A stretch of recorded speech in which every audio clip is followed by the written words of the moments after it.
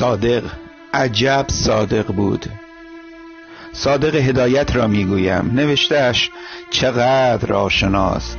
نوشته بود فاحش بسترش را میبوسد، ورزشکار 4 گوشه زمین را و آخوند قرآنش را. نان از هر جا که باشد مقدس است، باید بوسید.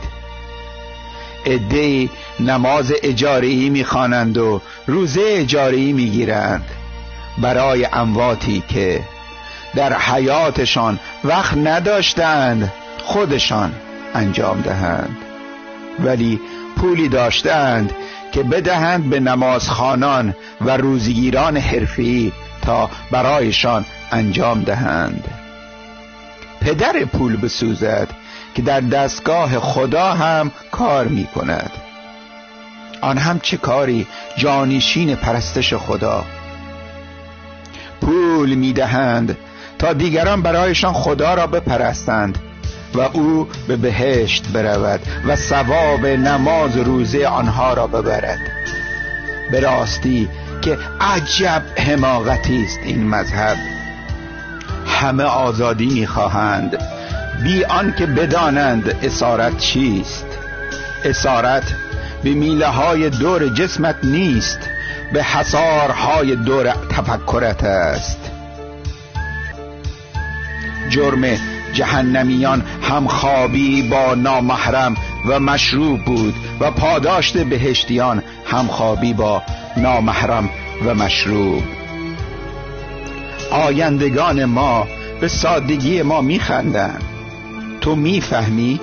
من نمیفهمم. فرق حوری با فاحشه چیست؟ یکی در استخدام خداست و دیگری در استخدام بنده خدا. خدایی که به پیروانش حوری رشوه میدهد و بهشتی که فاحشه خانه است، کدام یک بیگناهند؟ فاحشه‌ای که از سر ناچاری این گونه شکمش را سیر می کند، یا حوری که لذت تنش پاداش کارهای خوب بندگان است. تو میدانی، من نمیدانم. غصه نخور نابینا، در این دنیا چیز قشنگی برای دیدن وجود ندارد.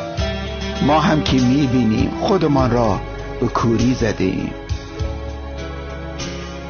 ماهی ها گریه هایشان دیده نمی شود، عقاب ها سقوطشان و انسان ها درونشان. دلنوشته از صادق هدایت.